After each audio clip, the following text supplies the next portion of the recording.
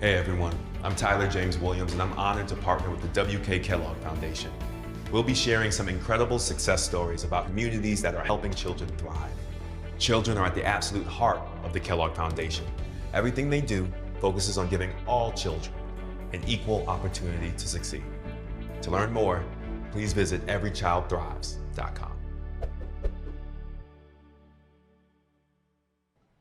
Please welcome LeJune Montgomery Tabron, President and CEO of Kellogg Foundation.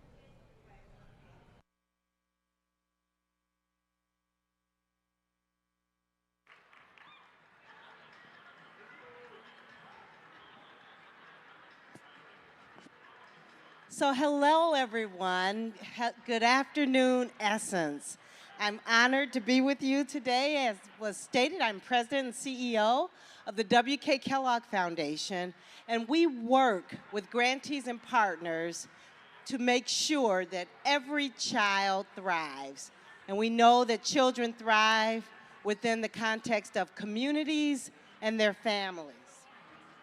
Our work consists of looking at inequities in systems and institutions that care for our children.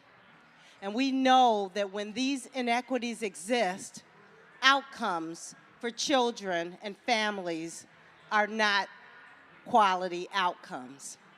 But we also know that as we improve these systems and address these inequities, that every child can thrive. We know that the way to dismantle these inequities is to begin to unpack and look at the systems very deeply. And we look at systems of health, economic equity, and education. Today, we're going to talk about the education system. And it's an interesting timing as we're reflecting on the Supreme Court decision yesterday, which, as we believe, takes us back on our efforts to provide quality and equity within the education system. But this will not deter us. We're going to continue to move forward, and in fact, we're learning solutions that work, and we will continue to create those pathways for our young people and for children of color. So today, as we talk about the pathway forward to dismantling inequitable systems and creating an education system for all of our children, I am honored to have with me today someone who is helping in this space to build broader awareness around what's actually happening in our education systems through the eyes of educators and those who are doing the work day to day on the ground. So today, I'm going to introduce you to a great partner of the W.K. Kellogg Foundation, Tyler James Williams.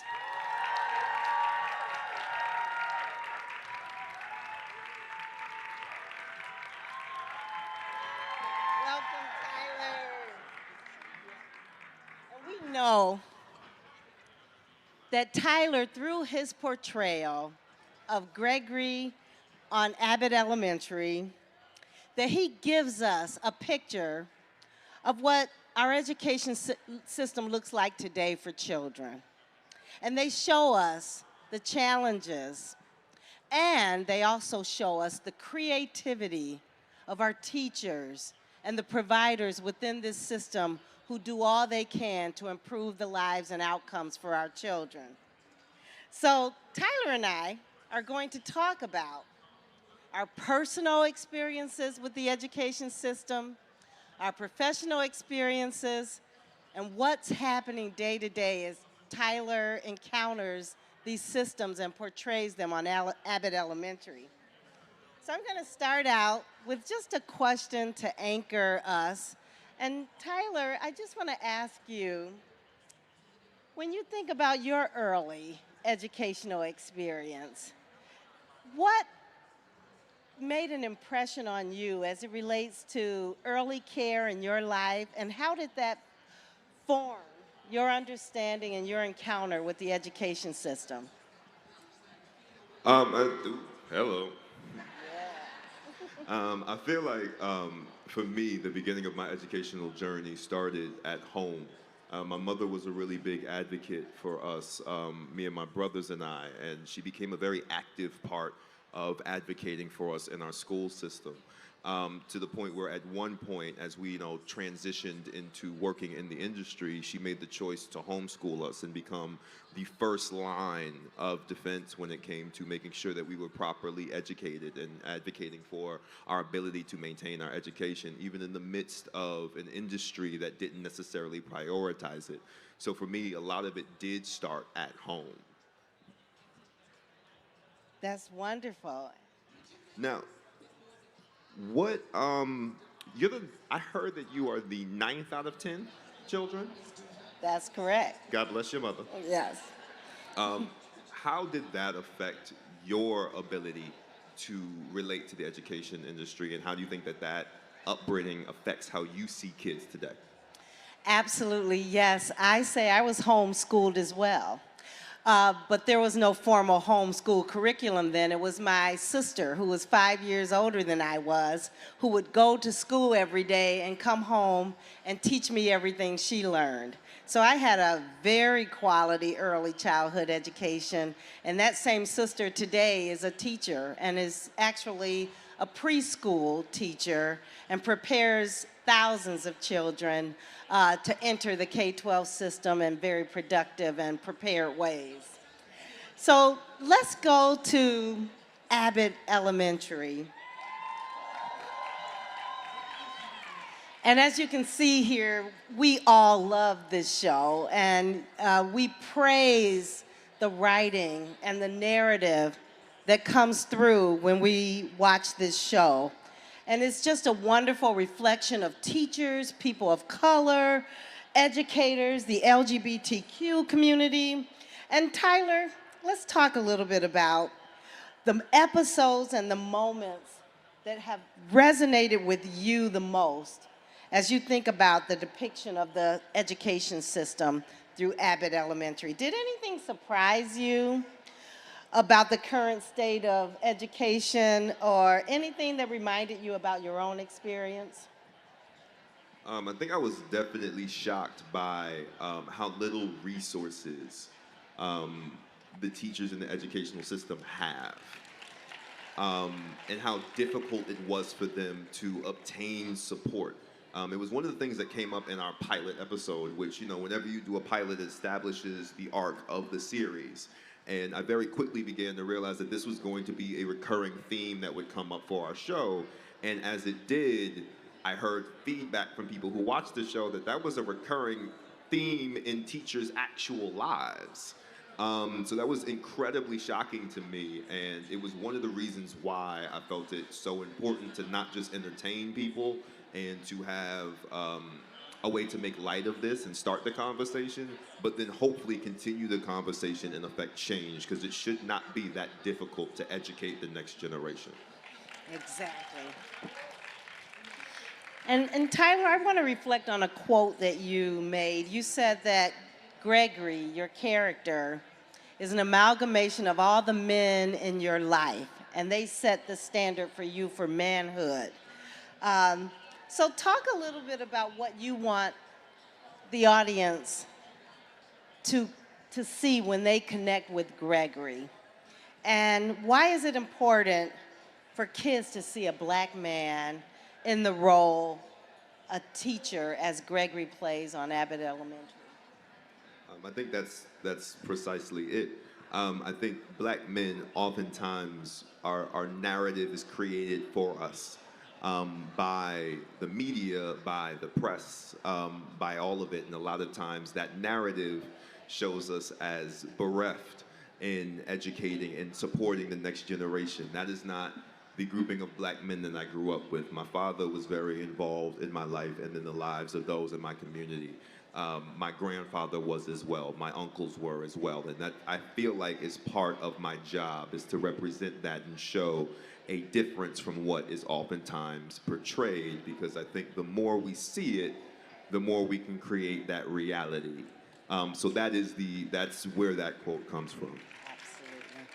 Yes, and really that's the beauty behind the entire show, Abbott Elementary. It's really bringing reality and showing us how we're impacting our children every day unless we address these systems that continue to create disparate experiences for children and impact our children of color mostly. Now, one of the things that the W.K. Kellogg Foundation does is it addresses equity in the early lives of children and child care. And I think it's something that a lot of people don't really focus on, and it was one of the things I found the most interesting. Can you explain a little bit what that means and what the foundation does in influencing the lives of children earlier than most people would anticipate? Absolutely, and you know, our work is about the entire development cycle of a child. So when we talk about early childhood education and development, it's from zero, it's age zero, it's prenatal. And it definitely looks at those early years prior to entering the K-12 system. And again, when I reflect on Abbott Elementary and you think about the resources that it really requires to prepare a child, and you see the reality of the lack of those resources and what our teachers and what our caregivers must do. What we know is in early childhood, our providers are underpaid, they're not well prepared. We saw this during the pandemic. We saw how people who give the best and earliest care to our children left to seek unemployment because there was a better wage than what they were paid to care for our youngest children. And those are the kind of inequities that we at the Kellogg Foundation want to address. We're trying to professionalize early care so that our providers can begin a career that is a quality job and it values their contributions to the development of a child. And that's the work that's needed across the system. So Tyler, as we think about the children and the impression that Abbott Elementary has on the children, what do you want the children to see as they encounter the show, and what should they experience as they're going through education? I think first and foremost that they're cared about. I think when you have a school system that does not supply their needs, what you send the message is that they do not matter. And that permeates throughout their lives. They feel as if their voices do that matter. Then they don't know how to advocate for themselves. And I think ultimately it leads to where we are currently, where a bunch of people are not feeling like they can be active participants in our political system, active participants in their communities, that they can't advocate for the children in their communities. It doesn't just start at adulthood, it starts at a child level. And when you consistently tell people that they do not matter, eventually they begin to realize that. So hopefully what this show can do is show that there are teachers and people every day who actively care about them, who choose the field even when it's not glamorous, when it barely provides for their needs, that they are cared for. We should make that easier. It shouldn't be that way. But hopefully they can see that they are loved and cared for, and hopefully will then lead to creating more of them leading into the next field. We have to invite children into the field of education. That's the only way we get more Black teachers. Absolutely. And before we close, I spoke earlier of the Supreme Court decision as it relates to affirmative action. And what we know at the Kellogg Foundation is when we think about inequities, this could have an impact on higher education and beyond that will maybe take us backwards as it relates to filling the gaps of inequities and providing opportunities for all young people to thrive. So when you think about the reality of Abbott Elementary, and I say, you know, part of racial equity is racial healing, and part of racial healing is truth-telling. And Abbott Elementary is about truth-telling. And so when we think about where people are on the issue of affirmative action, how do you hope Abbott Elementary will spark the conversation around the challenges that we're facing in schools moving forward? I hope that it changes the conversation from a political conversation to a human conversation. We're not just talking about applications. We're not just talking about schools and politicians. We're talking about people. We're talking about human beings who are seeking a higher education to better their lives. And oftentimes we make this a political issue, and it's actively a human issue. And I think that's something that we miss. And hopefully Abbott Elementary can continue to remind people of the human side of the education system, not just this political sparring. But while we're on the topic of affirmative action, I think what a lot of people are feeling right now, including myself, is this sense of helplessness, right? That this is just happening and there's not much that we can do about it. But you have actively been in this field. You have been pioneering in this field for so many years. What, in your opinion, do you feel we as individuals, as people who care about this, can do to actively affect the change that we want to see? Absolutely, and there is much that we must do. Our work continues in this space. We are going to be steadfast, but there's a place for every last one of us to step up, to be engaged, to advocate for our young people, whether we have a young person in school or not.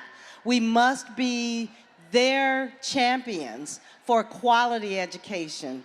When we think about the Supreme Court ruling, we know that it only gives us a space for creativity and creating new pathways. I look at it and I think about what a great position it puts our HBCUs in. Yes, it is time to elevate. It is time to invest in the institutions that truly care to produce the outcomes we know are needed for our children and young people to thrive. We can all be a part of that.